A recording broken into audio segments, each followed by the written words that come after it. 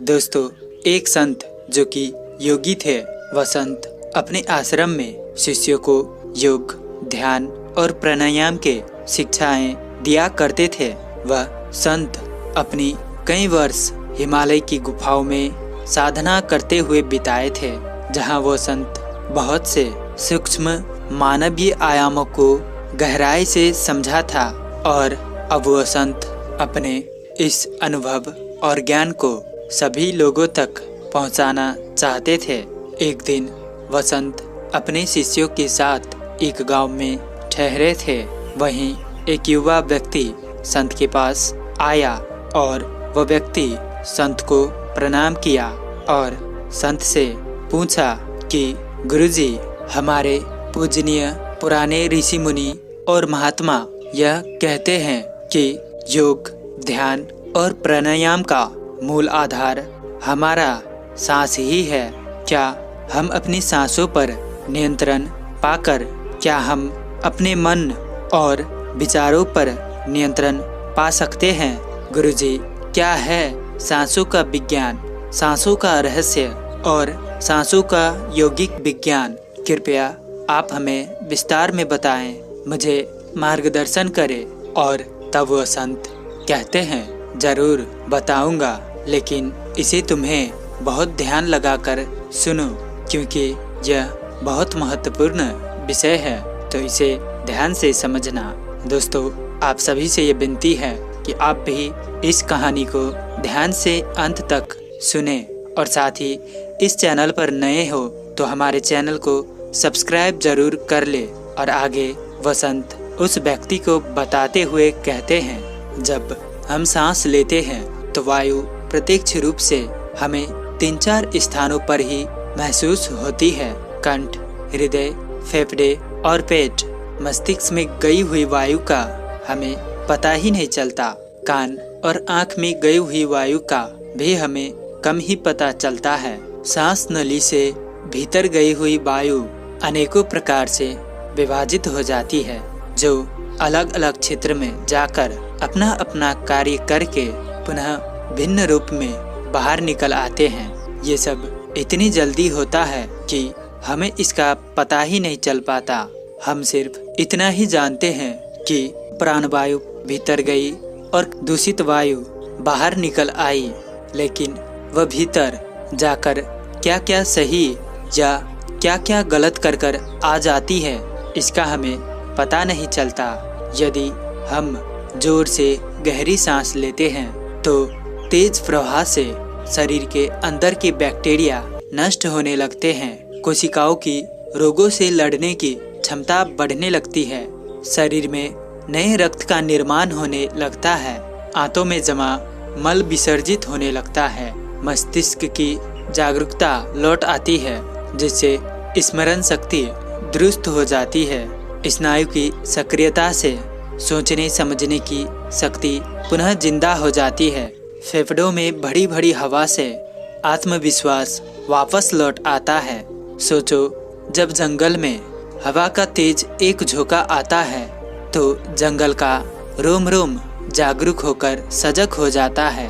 सिर्फ एक झोंका कपालभाति या प्राणायाम तेज हवा के अनेकों झोंके जैसे हैं। बहुत कम लोगों में क्षमता होती है आंधी लाने की। लगातार अभ्यास से ही आंधी का जन्म होता है। 10 मिनट की अंतर आंधी हमारे शरीर और मन के साथ हमारे संपूर्ण जीवन को बदल कर रख देगी। अधिकतर लोगों की सांसें उखड़ती बिखरती रहती है, उथल पुथल भरी रहती है या फिर तेजी से चलती रहती है। हमें पता ही नहीं चलता कि कैसे चलती रहती है। क्रोध का भाव उठा तो सांसें बदल जाती है। काम वासना का भाव उठा तब भी सांसें बदल जाती है। हमारे प्रत्येक भाव और विचारों से तो सांसें बदलती ही है, लेकिन हमारे खान पान और रहन सहन से भी ये बदलती रहती है। असल में हमारी सांसों का हमारी मन की स्थिति और हमारी शारीरिक अवस्था से सीधा संबंध होता है। पूरा योग विज्ञान ही सांसों को सही तरीके से लेने में टिका हुआ है। तो अगर हम सांसों को सही तरीके से लेना सीख जाते हैं तो हमारा जीवन जादू की तरह बदल जाएगा। आगे बताते हुए वसंत उस युवा व्यक्ति से कहते हैं, जैसा हमारा मन होता है हमारी सांसों का गति भी वैसे ही होती है, या फिर जैसी हमारी सांसें होंगी वैसे ही हमारी मनोदशा हो जाएगी। यानी हमारी सांसों से सब कुछ जुड़ा हुआ है। जो हमारे भीतर घटता है वह भी, और जो हमारे बाहर घटता है वह भी। हमारे जीवन में घटने वाली हर एक घटना हमारी सांसों से गहरा संबंध रखती है। मतलब कि हम अपने सांसों की गति पर नियंत्रण करके अपने मन और विचारों पर नियंत्रण कर सकते हैं। अगर तुम किसी सच्चे योगी या साधक को ध्यान से देखो तो तुम्हें उसके चेहरे पर एक गजब का ठहराव दिखेगा। एक सच्चा योगी बुरे से बुरे परिस्थिति में भी खुद को स्थिर और शांत रख सकता है। एक योगी अपने भावनाओं को नहीं दबाता, बल्कि वह अपनी सांसों पर नियंत्रण हासिल करता है, और सांसों को नियंत्रण करते ही वह अपने मन पर नियंत्रण पा लेता है। और जिस व्यक्ति का मन उसके नियंत्रण में है उसके पास उसके सभी समस्याओं का समाधान रहता है। वसंत उस व्यक्ति के तरफ इशारा करते हुए कहा, तुमने कुछ योगी और ऋषि मुनियों के बारे में सुना होगा कि वह 150, 200, 300 सालों तक भी जी जाते हैं। आखिर वह इतने लंबे समय तक खुद को जीवित कैसे रख पाते हैं? असल में उनका नियंत्रण खुद के सांसों पर होता है, जिसे प्राण ऊर्जा भी कहते हैं। प्राण ऊर्जा हमारी चारों तरफ है। इसे कितनी मात्रा में लेना है और छोड़ना है यह एक योगी अच्छी तरह से जानता है, और वह इस काम पर अच्छी तरह से महारत हासिल कर लेता है। इसीलिए वह इस प्राण ऊर्जा का उपयोग अपनी ज़रूरत के हिसाब से कर सकता है और अपने आप को दीर्घायु बना सकता है। अगर तुम अपने शरीर को स्वस्थ रखना चाहते हो, दीर्घायु बनाना चाहते हो, सामान्य से अधिक क्षमता चाहते हो, तेज बुद्धि चाहते हो, तो तुम्हें अपनी सांसों को समझना होगा, उन्हें नियंत्रित करना होगा। उन्हें नियंत्रित करते ही तुम्हारे जीवन में सब कुछ व्यवस्थित हो जाएगा। वास्तव में डर, चिंता और परेशानी जैसी कोई चीज नहीं होती। यह तो सिर्फ हमारे मन और भावना की उपज है, और हमारे मन व भावनाओं को केवल एक ही चीज नियंत्रित कर सकती है, और वह है हमारी सांसें। हमारे अंदर का क्रोध, चिंता, जलन, खुशी, अहंकार, बदला लेने की भावना, ये सब कुछ हमारी सांसों के हिसाब से चलता है। अगर हमारी सांसों पर हमारा नियंत्रण है तो यह सभी विकार भी हमारे नियंत्रण में हो जाते हैं। अगर तुमने कभी एक छोटे बच्चे को सोते हुए देखा हो तो तुमने अनुभव किया होगा कि जब वो बच्चा सांस अंदर लेता है तो तब उसका पेट फूलता है, और जब सांस छोड़ता है तो उसका पेट पिचक जाता है। यानी कि एक बच्चा अपने पेट, अपने नाभि से सांस लेता है, जो कि सांस लेने का सबसे प्राकृतिक और सबसे सही तरीका है। अपनी इस गहरी और लंबी सांस की वजह से बच्चे का मन उत्साहित और हल्का रहता है। उसका शरीर ज़्यादा प्राकृतिक तरह से काम करता है। तुमने यह गौर किया होगा, बच्चा अपने मन में किसी भी बात को ज़्यादा लंबे समय तक नहीं रखता, और ना ही वह लंबे समय तक किसी से ज़्यादा गुस्सा रह सकता। अगर उसे किसी गलती पर डांट या मार भी दिया जाए तो वह कुछ समय बाद उसे भी भूलकर अपने खेल में मग्न हो जाता है। बच्चा इतना सरल इसलिए हो पाता है क्योंकि उसकी सांसें प्राकृतिक रूप से चलती है, यानी पेट या नाभि से चलती है। बच्चे के शरीर को विकास चाहिए, और विकास के लिए ज़्यादा ऊर्जा, और ज़्यादा ऊर्जा के लिए ज़्यादा लंबी सांसें। इसीलिए प्रकृति ने उसे ज्यादा लंबी सांसें दी है। हालांकि यह लंबी सांसें हर मनुष्य को दी गई है, लेकिन इंसान ने अपने जीवन में कुछ अप्राकृतिक परिवर्तन कर अपनी सांसों को छोटा कर लिया है। वह पेट के बजाय अपने सीने से सांसों को लेता है। हम जितने छोटी सांस लेंगे उतनी चिंता, तनाव और बकवास से भरे रहेंगे। हमारी सांसें जितनी लंबी और गहरी होगी, हम उतने खुश और शांत रहेंगे। वह संत आगे बताते हुए कहते हैं, एक व्यक्ति 1 मिनट में 14 से 15 सांसें लेता है। सांस के सीधा संबंध हमारे मन की स्थिति और शारीरिक कंपनों से है। अगर 1 मिनट में ली जाने वाली सांसों की संख्या 11 से नीचे आ जाए तो हम अपने आसपास होने वाली कई कंपनों को समझना शुरू कर देंगे। यानी जानवरों की आवाज़ें हमारे लिए स्पष्ट हो जाएंगी।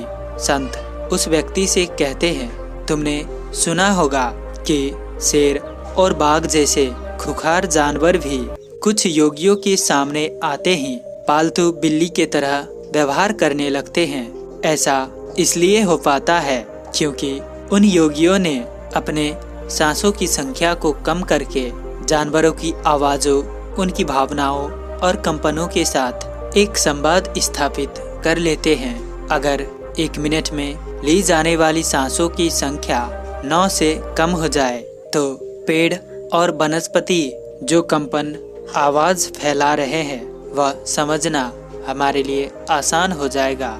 अगर हमारी सांसें 6 से कम हो जाती है तो बेजान चीज़ें कैसे काम करती है यह समझना हमारे लिए आसान हो जाती है। बेजान चीज़ों की कंपन और उनकी ध्वनियाँ हमारे लिए स्पष्ट हो जाती है।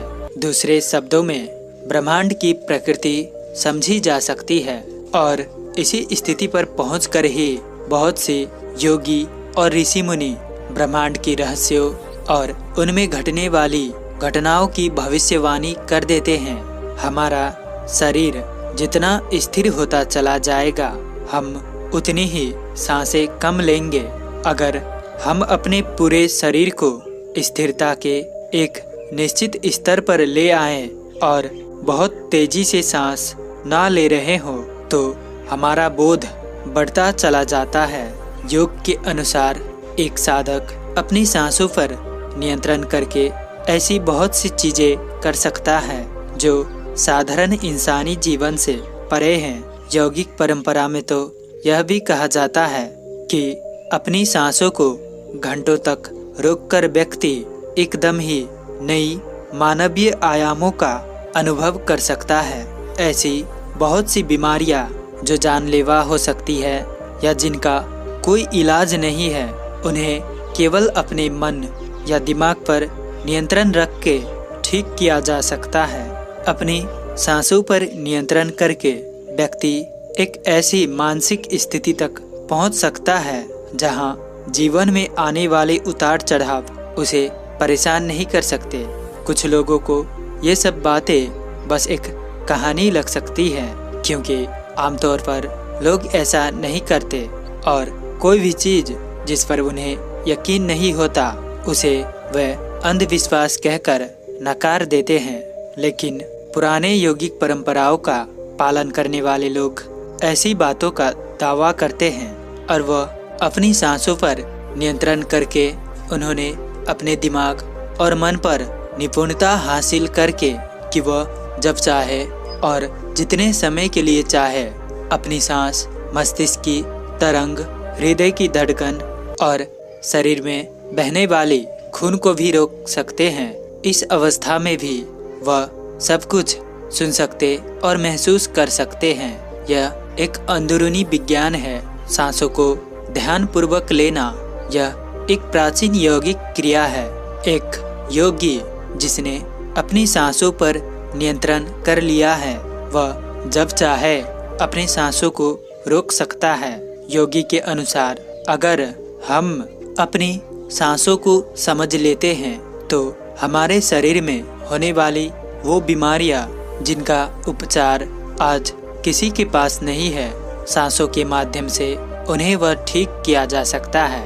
वह संत उस व्यक्ति को आगे बताते हैं, जब सांसें विचलित होती है तो मन भी अस्थिर हो जाता है, लेकिन जब सांसें शांत होती है तो मन भी स्थिर हो जाता है और योगी दीर्घायु हो जाता है। इसीलिए हमें अपना श्वास पर नियंत्रण करना सीखना चाहिए। संत ने व्यक्ति की तरफ देखते हुए कहा, तुम्हें क्या लगता है कि क्या तुम जितनी लंबी सांसें अंदर लेते हो उतनी ही लंबी सांसें बाहर भी निकालते हो? नहीं, सामान्य स्थिति में हम जो सांसें अंदर लेते हैं उसकी लंबाई 10 अंगुल होती है और बाहर निकालते समय इसी श्वास की लंबाई 12 अंगुल हो जाती है। यहाँ 1 अंगुल का मतलब 1 अंगुल मोटाई से है।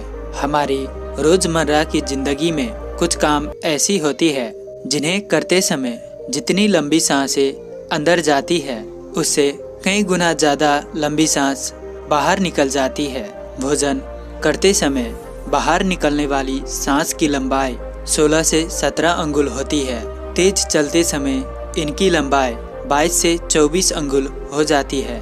दौड़ते समय निकलने वाली सांसों की लंबाई 45 से 50 अंगुल तक पहुंच जाती है।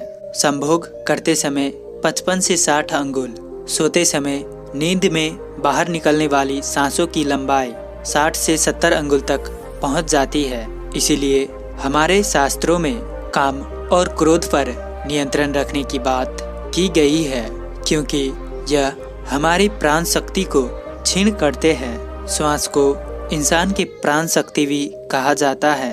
जब एक 200 वर्षीय व्यक्ति से उसके लंबी उम्र का राज पूछा गया तो उसने 2 ही चीज बताई।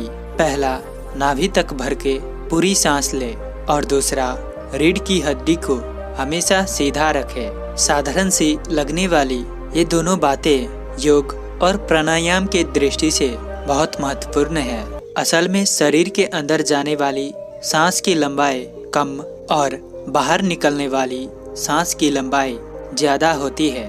यदि हम किसी तरीके से बाहर निकलने वाली प्राणवायु को कम कर लेते हैं तो लंबी उम्र को प्राप्त किया जा सकता है। यदि बाहर निकलने वाली प्राणवायु की लंबाई 1 अंगुल से कम हो जाए तो व्यक्ति निष्काम हो जाता है, यानी उसके अंदर से काम वासना खत्म होने लगता है। 2 अंगुल कम होने से आनंद की प्राप्ति होती है। 3 अंगुल कम होने से लेखन शक्ति बढ़ती है। 4 अंगुल कम होने से वाक सिद्धि प्राप्त होती है। 5 अंगुल कम होने से व्यक्ति को दूरदृष्टि प्राप्त हो जाती है। 6 से 7 अंगुल कम होने से साधक के अंदर अति तीव्र गति से चलने की शक्ति आ जाती है। वह कुछ ही पलों में एक स्थान से दूसरी स्थान पर पहुंच सकता है। 8 अंगुल कम होने पर साधक को 8 सिद्धियां प्राप्त हो जाती है। यह 8 सिद्धियां हर इंसान में होती है, बस जरूरत है तो इन्हें जागृत करने की। बाहर निकलने वाली सांस की लंबाई 12 अंगुल कम होने पर योगी को इच्छा मृत्यु प्राप्त हो जाती है। फिर वह जब तक चाहे खुद को जीवित रख सकता है, लेकिन यह सोई हुई शक्तियाँ केवल तभी जागृत हो सकती है जब मन में इन्हें जागृत करने का तीव्र अभिलाषा होगी, और मन का स्थूल रूप श्वास है। इसीलिए सबसे पहले सांसों पर नियंत्रण करना पड़ता है। वह संत आगे कहते हैं, अगर तुम अपने सांसों को नियंत्रित कर लेते हो तो तुम बहुत सी चीजों को समझ सकते हो, फिर चाहे वो प्राकृतिक हो या अप्राकृतिक। इंसान में यही एक खूबी है कि वह सभी आयामों को समझ सकता है। हमारी सांसों से हमारा पूरा तंत्र नियंत्रित होता है, शारीरिक और मानसिक दोनों ही। हम अपनी सांस धीमी करके भाग नहीं सकते। भागते समय हमारी सांसें तेज हो जाती है, क्योंकि हमारी सांस हमारे शरीर को एक अज्ञात ऊर्जा देती है। जब हम अपने शरीर से सामान्य से अधिक काम लेते हैं तो हमें ज़्यादा ऊर्जा की ज़रूरत पड़ती है, और उस ऊर्जा की पूर्ति के लिए हमारी सांसें तेज हो जाती है। दूसरा, हम अपनी सांसों को धीमा करके क्रोध नहीं कर सकते। जब हमें क्रोध आता है तो हमारी सांसें छोटी और सामान्य से अधिक तेज चलने लगती है, क्योंकि हमारे भीतर जो क्रोध उठ रहा है वह भी हमारे ऊर्जा को खत्म करता है। एक कामुक व्यक्ति जो अभी अपनी काम वासना का वशीभूत हो चुका है, जैसे जैसे उसकी काम वासना तेज होती चली जाएगी वैसे वैसे उसकी सांसें भी तेज होती चली जाएंगी। यानी कि कोई भी व्यक्ति अपनी सांसों को धीमा करके काम वासना में नहीं उतर सकता। जिन योगियों ने काम सूत्र लिखा या काम वासना को समझा, उन्होंने जान लिया था कि काम वासना को नियंत्रित कैसे किया जा सकता है या कैसे ब्रह्मचर्य में उतरा जा सकता है। तो असल में हमारी सांसों के गहराई और उसकी गति से हमारी पूरे शारीरिक और मानसिक तंत्र पे प्रभाव पड़ता है, जिसमें से कुछ हम बाहरी रूप से देख सकते हैं, जैसे मनुष्य का खुश होना, गुस्सा करना या भागते समय उसकी सांस फूलना। सांसों पर नियंत्रण करने के बाद हमारे भीतरी विचारों पर भी प्रभाव पड़ता है। सांसों को बदलकर हमारी भावनाओं और विचारों को भी तुरंत बदला जा सकता है। और फिर आगे वसंत बताते हैं, मनुष्य के भीतर की सभी प्रतिभाएं उसके शक्ति बिंदु यानी कि उसके 7 चक्रों में छुपी होती है। अगर तुम्हें कोई व्यक्ति सामान्य से अधिक बुद्धिमान लगता है तो यह उसके चक्रों का प्रभाव है, यानी उसका कोई विशेष चक्र सामान्य व्यक्ति की तुलना में थोड़ा ज़्यादा सक्रिय है।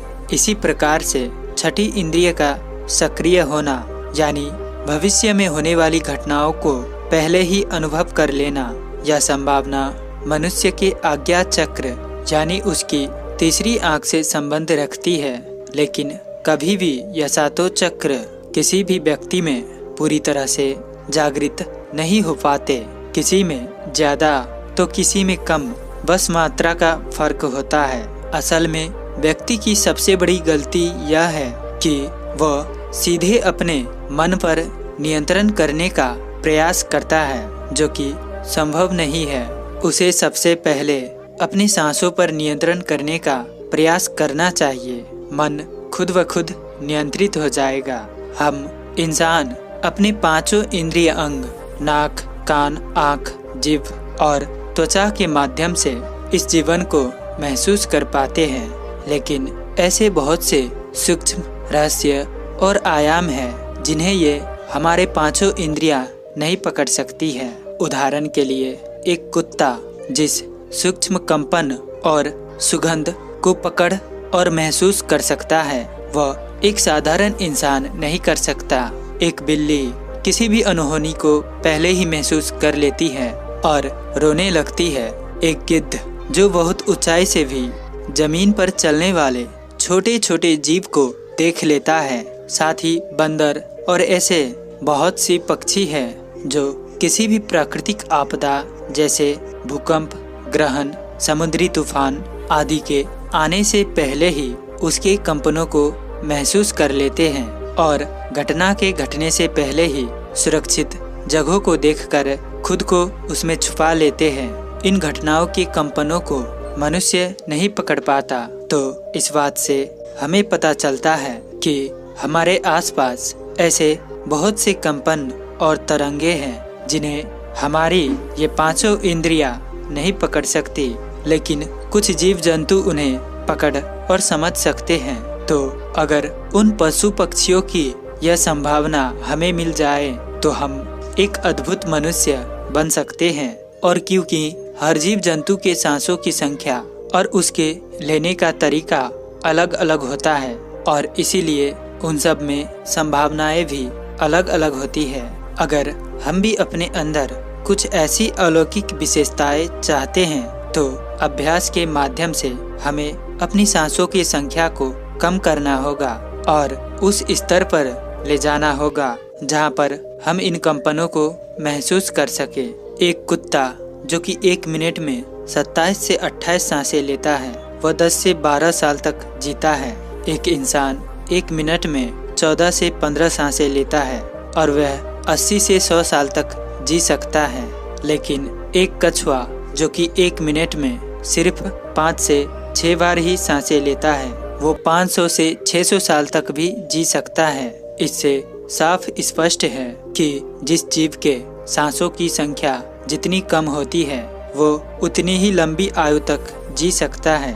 इसी चीज को समझकर हमारी पूर्वजों ने सांसों की संख्या को कम और उसकी गहराई को ज्यादा करने की विज्ञान पर काम करना शुरू कर दिया था, क्योंकि वो समझ गए थे इंसान को जीने के लिए साल या महीने नहीं बल्कि एक निश्चित संख्या में सांसें मिलती है और सांसों के लेने की गति को कम करके उम्र को लंबा किया जा सकता है। लेकिन सांसों की धीमा और लंबा होने की यह गति प्राकृतिक रूप से होना चाहिए। इसमें व्यक्ति को श्वास के साथ किसी प्रकार के जोर जबरदस्ती नहीं करनी चाहिए, बल्कि अभ्यास के माध्यम से नाभि से भरकर सांस लेने को अपने जीवन का एक हिस्सा बना लेना है।